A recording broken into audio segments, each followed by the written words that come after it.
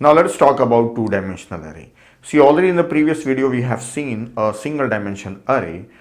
In programming languages, we can have multi-dimension arrays. So basically we use one dimension or two dimension, or at most we go for three dimension, but languages allow us to declare n dimension arrays. So commonly used second one is 2D array. This is mostly useful for implementing matrices or for tabular data. Now let us see how to create a two-dimensional array in C and C++. There are three methods of creating a two-dimensional array. So let us look at them. First method is a normal declaration of a two-dimension array along with name of an array, data type of an array, and dimensions. Let us say I want an array of size 3 by 4. So we visualize that an array of 3 by 4 size will be created inside main memory with 3 rows and 4 columns. The indices will be 0, 1, 2 for rows and 0, 1, 2, 3 for columns. We represent a two-dimensional array in rectangular form, that is like a box. But really the memory allocated will be linear. For example, if you want to look at the addresses, let us assume that the first byte's address is 200 and 201. Then this is 2 and 3, 4 and 5, 6 and 7. So this is memory for each integer. As we are assuming that integer take 2 bytes, so 2 bytes for each. This is 206 and 7, and this will be 8 and 9, 10 and 11, 12 and 13. So this means that in real, the memory will be allocated like a single dimension array with 3 into 4, 12 integers. So memory will be allocated like a single dimension array, but the compilers allow us to access that single dimensional array as a 2D array with a row number and column number. So any location if you want to access, then we can say a of, let us suppose here I want to write value 15, then I can say of 1, 2, this is 1, row number 2, column number, value 15. So we can access 2D array with the two indices, that is a row number and column number. How compiler will allow us to access as a two dimension, though inside the main memory is single dimension, we will learn it in the coming videos. So if we want to initialize this 2D array, then we can directly mention the list of elements here, like 3 rows and 4 columns. So first row is having 4 elements, 1, 2, 3, 4, and the second row is having elements 2, 4, 6, 8, 4 elements are there, and third row is having the elements 3, 5, 7, 9.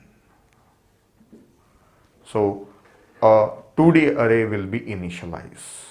So declaration and initialize, this is common in C and C++, the same syntax is used, and the array will be created inside stack because it is just like a variable. There is no new operator used. So once you use new operator, then only the array will be created in heap. So this is the first method of creating an array inside stack. Now let us look at second method, how we can create a two-dimensional array.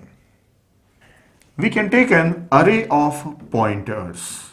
So this is a pointer and this is an array of size 3. So suppose I want the same size 3 by 4. So I have taken array of size 3. As this is an array, so normal variable, it will be created inside stack. But this is not an array of integers. This is an array of integer pointers. So I will draw that picture for that one. So this A will be created like this. And these are all pointers. So this is index 0, index 1 and index 2. Now I have just a array of 3 pointers. Now where is two-dimensional array? So I will create two-dimensional array in heap. So what actually I want? I want an array of size 4 so that this pointer is pointing there. Then again an array of size 4. Now again an array of size 4. So I should have 3 arrays of size 4 created in heap.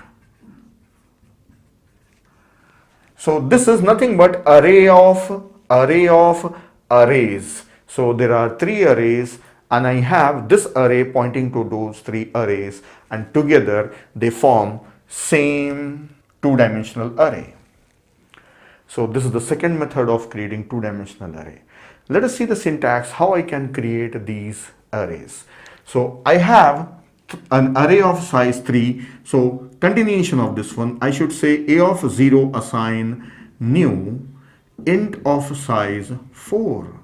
So an array of size 4 will be created whose address will be stored in a of 0. Similarly, I should do it for a of 1 assign new int of size 4, and I should do it for next location a of 2 assign new int of size 4. So I should create memory in heap for all those three arrays, and this array will be present in the stack, so it will be pointing there. Now, even this structure I can access just like a normal array. Suppose I want to store a value here 15, 1, 2, then I can say that array A, which is the pointer, A of 1 means this one. It's a 2 means this one. I can store value 15. So in the same way I can access it. So these were the two methods. Now I'll show you third method. But now let us look at third method. See, third method, I can take a double pointer. See, one was a two-dimensional array directly inside the stack. Now this is an array of pointers inside the stack, but actual arrays in the heap. Now almost everything in heap now. So for that, I will use double pointer. So declaration of double pointer, integer star star a, asterisk asterisk a.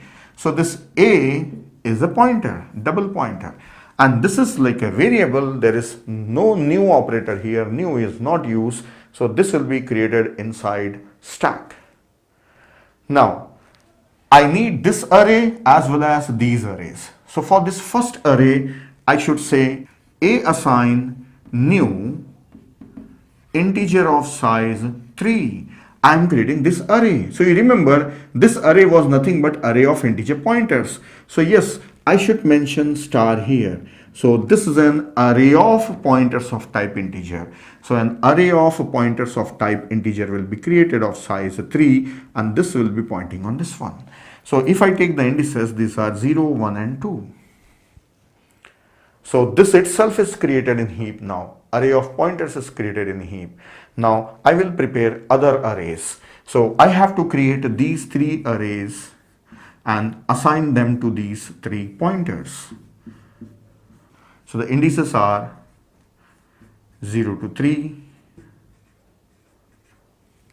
Now how to create those three? So same method as I did here, I should say a of 0 assign new int of size 4. Then a of 1, a of 2 assign new. So that's all. The entire structure is in heap now. Only this double pointer is inside stack, because this is new, this is new, this is new. So this is created with new and all three are created with new. Everything is in heap. So that's all. These are three methods. So these are the three methods of creating a two-dimensional array. Completely inside the stack, partial in the stack, partial in heap, everything in heap now. Now one more thing. See, every time I have used new operator. So if you want to know how it is done in C language, then you know very well that malloc function is used for allocating the memory. So wherever we have used new, we have to use malloc function there. Because in C language, malloc means memory in heap. Now last thing, how to access this two-dimensional arrays. These two-dimensional arrays can be accessed using nested to for loops. So for accessing this array or any of these arrays, I can use indices I, let us say starts from 0, I less than 3, because there are 3 rows, and next one more inner for loop, j assigns 0, j is less than 4 because there are 4 columns, j plus plus. So in all my examples, I have taken 3 rows and 4 columns. So 3 rows and 4 columns. So accessing all these elements, so I can say a of I, j, whatever I want to do here. whether I want to print them or modify them or initialize them. Whatever I want to do, I can do it.